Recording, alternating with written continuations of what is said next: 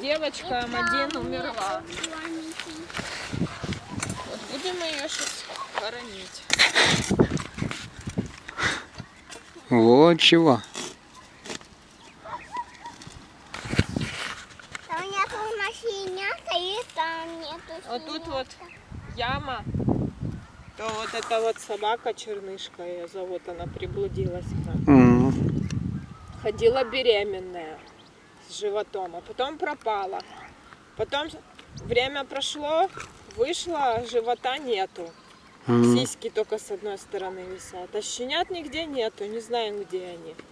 То я ее выследила. Оказалось, что она вот эту вот яму вырыла, как лиса, и спрятала там в норке своих щенят. И так спрятала, что их достать нельзя было. Ничего себе.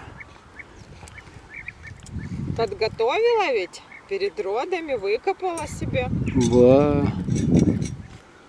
Она, видно, уже наученная была, потому что перед этим она рожала, то сосед утопил в ведре этих щенят. А, Она вот. уже знала, да спрятала.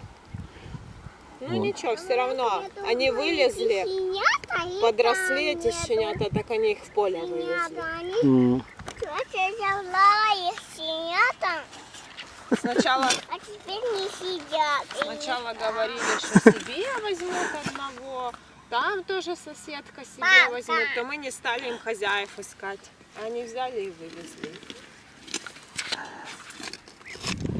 Да. Ма, это палка.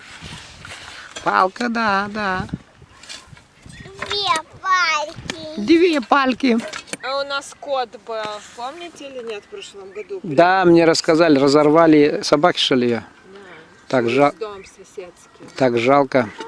Разорвали, и они ничего нам не сказали. Я потом догадалась, говорю, надо спросить. Мама спросила, они говорят, да. Просто это собак любят. Еще собак любить, которые разрывают других животных. Всегда нормальный человек жертву должен любить и жалеть, а не этих тварей хищных. Я чего догадалась, потому что при мне одну кошку они разорвали уже. И тут на дереве сидела кошка. И я выбежала, смотрю, эта собака встала на дерево и трясет лапами. Ты вот смотри. гавкает. И кошка сорвалась, она моментально вот так вот зубы и все. Ты смотри. И на дороге бросила перед домом. Эта хозяйка завела ту собаку и пошла себе домой.